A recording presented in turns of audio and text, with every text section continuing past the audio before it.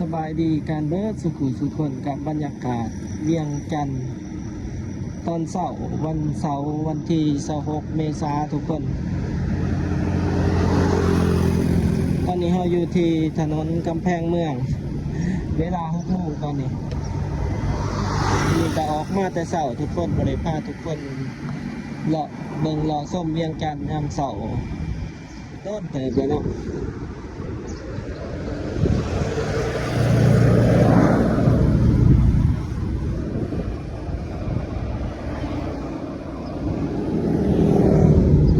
กาสิพาทุกคนเลาะส้ม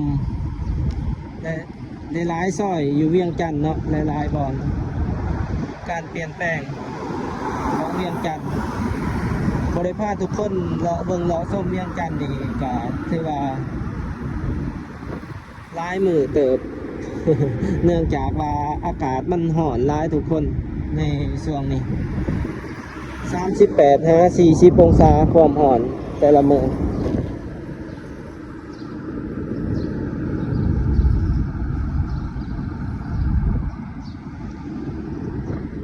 ช่วงนี้หลายๆอย่างในเวียงจันทน์ก็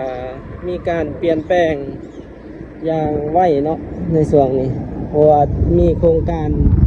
หลายๆอย่างเกิดขึ้นแล้วก็ธุรกิจหลายๆอย่างที่กำลังเขามาเปิดอยู่ในเวียงจันทน์เพราะว่าเวียงจันทน์ก็ถือว่ากำลังเป็นเมืองที่กำลังขยายตัวเนาะเพราะว่าหลายๆอย่างก็ยังบ่ทันมีหลายๆอย่างก็กำลังเริ่มเข้ามาเปิดนี่คือทางสายมือของเรานี่ก็เป็นมีทางโรงแรมทางสรรพสินค้าต่างๆคือบิ๊กซีที่มาเปิดได้ก็น่าจะเกือบ2 ปีละแป๊บเดียวสำหรับบิ๊กซี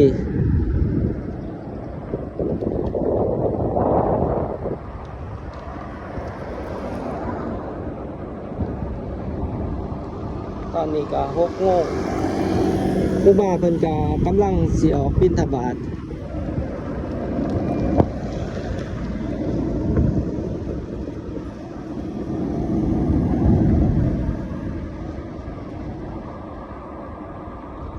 เป็นวัดโพนท่านเมื่อกี้ทุกคน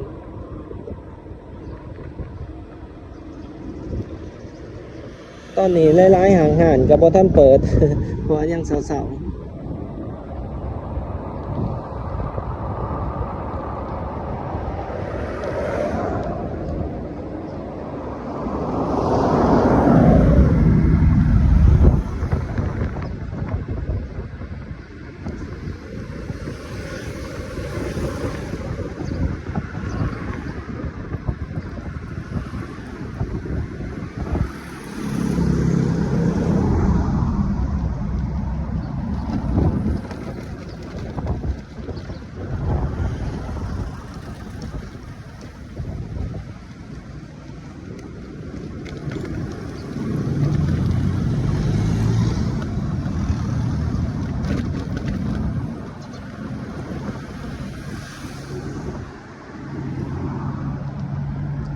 ตอนนี้เราก็เลี้ยวขึ้นมาทางเส้นทางโพนท่านทุกคนเส้นทางดงปลาลานโพนท่าน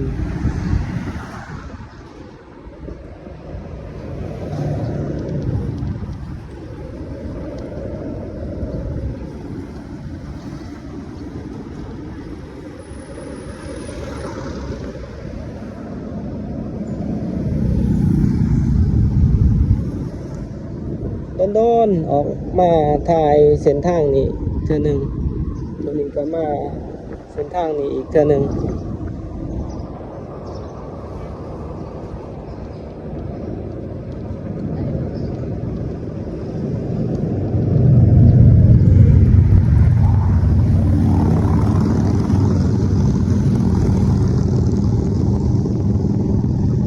ปุ่มรถฮาร์เลย์โอ้เขาจะมาแต่ไส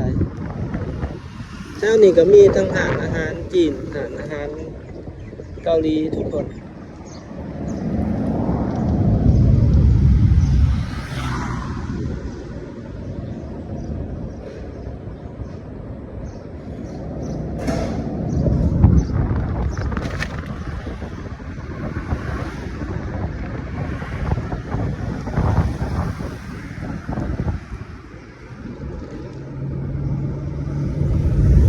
ที่เราเห็นนี่ก็เป็นอ่างน้ำโพนท่านเดี๋ยวเราจะเลี้ยวสายไปทางเส้นทางมิตรภาพลาวไทย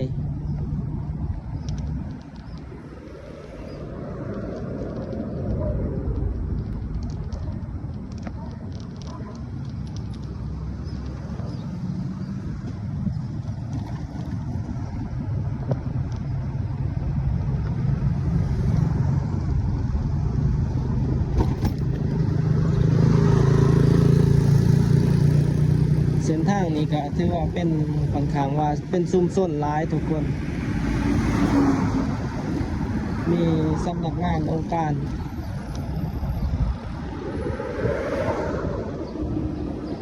มีทางโรงเรียนวิทยาลัยต่าง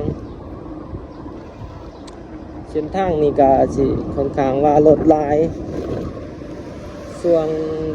7-8 โมงเช้านี่ค่อนข้างว่ารถติดอยู่ในเส้นนี้ย่ำแรงกับรถติดคือกัน 4-5 โมงจะมีธุรกิจหลายๆอย่างเขามาเปิดสังเกตเบิ่งเลยทุกคนตามแคมทาง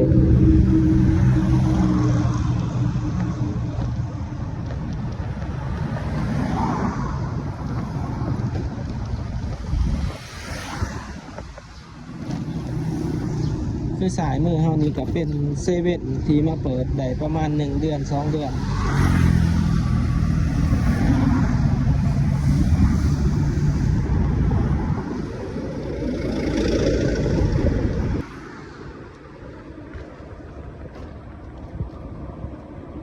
นี่แม่นหน้าตลาดสะพานทอง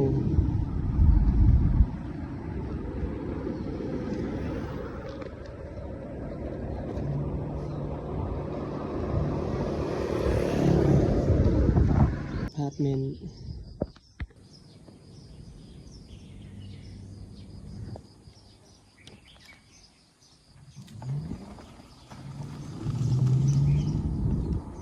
ไปกันต่อทุกคนลงไปเส้นซื่อๆนี่เนาะเส้นทางคูเวียงลงไปทางปากสันเวียงจันทน์เซ็นเตอร์ลงไป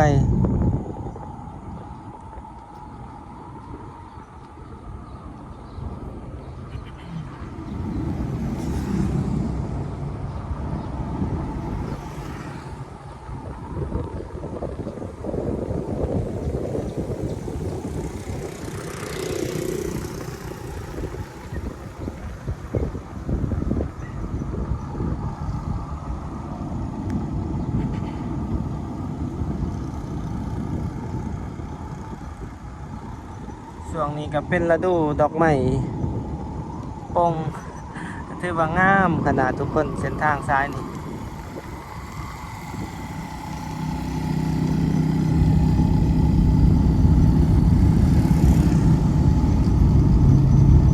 เขตศาลประชาชนสูงสุดสายมือเฮา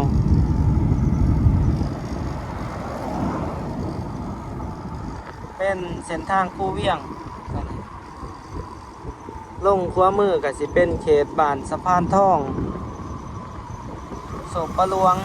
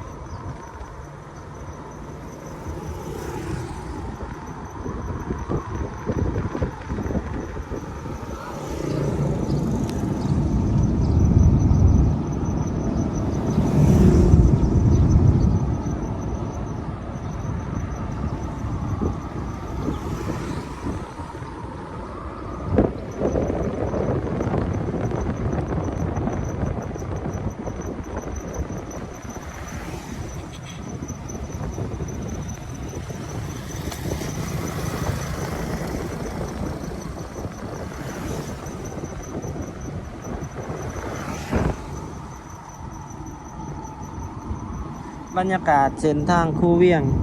ยามเช้าก็สิมีห้าน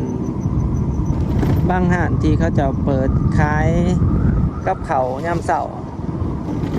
นี่คือทางหน้าเฮาก็สิมีบ่อนขายของกินสุกทุกคน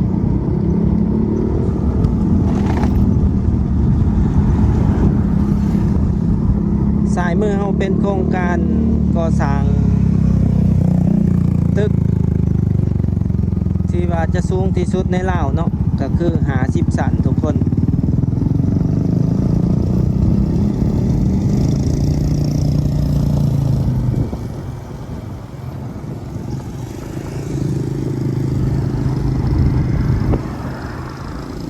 เนาะ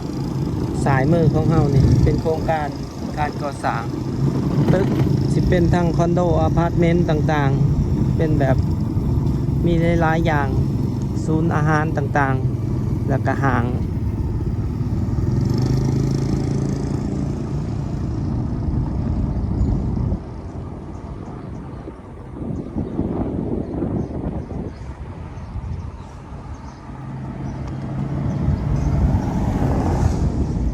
ก็มีหลายๆตึกทุกคนกำลังก่อสร้างอยู่ในเขตนี่เพราะว่ามันใกล้กับหลายๆอย่างคือหางใหญ่อย่างพักซันต่างๆแถวนี้ต่อไปก็อาจจะเป็นแบบหลายๆอย่างอยู่ในนี้เนาะทั้งศูนย์การค้าโรงแรมอพาร์ตเมนต์คอนโดต่างๆที่กำลังจะเกิดขึ้นซึ่งว่าจุดนี้ก็ใกล้กับแคมป์คลองเลยซึ่งว่าที่ดินแถวนี้ก็เริ่มราคาขยับขึ้นสูงทุกคนเพราะว่าหลายๆอย่างกำลัง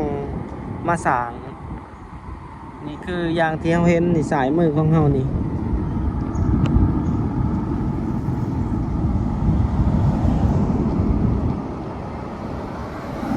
สายมือของเรานี่ก็เป็นอีกโครงการใหม่นี่ที่กำลังตอกเสาเข็มน่าจะมีการสร้างตึกน่าจะบ่ต่ำกว่า20 สันเนาะ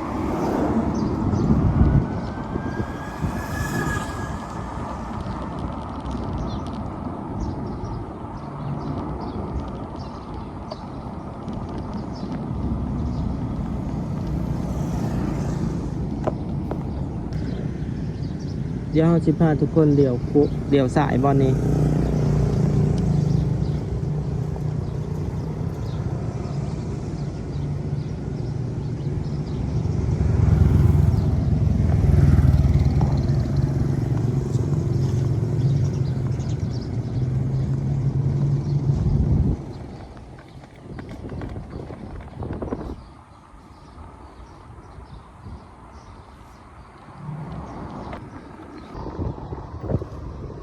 เราออกมาที่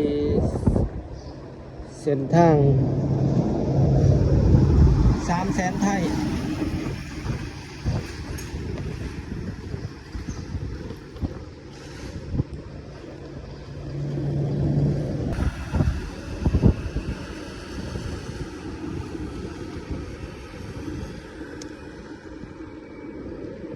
เป็นเส้นลงเส้นนี้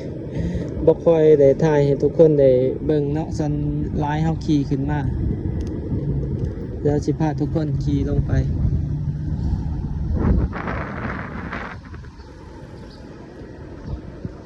นี่ก็เป็น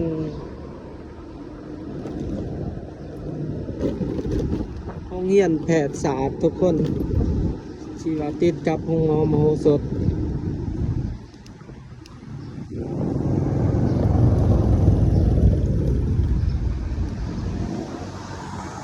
เดี๋ยวไปนี่ก็เป็นตลาดเช้าสี่แยกไฟแดงตลาดเช้าทุกคนทั้งหนาเฮาก็สิมีอยู่ประมาณนี้เด้อทุกคนสำหรับการพาเลาะพาชมเวียงจันทน์ยามเช้าในมื้อนี้ถ้าผู้ใดมักก็อย่าลืมกดไลค์กดแชร์กด Subscribe เพื่อเป็นกำลังใจกันในเด้อทุกคนและคลิปนี้ก็ต้องขอบใจและก็สบายดี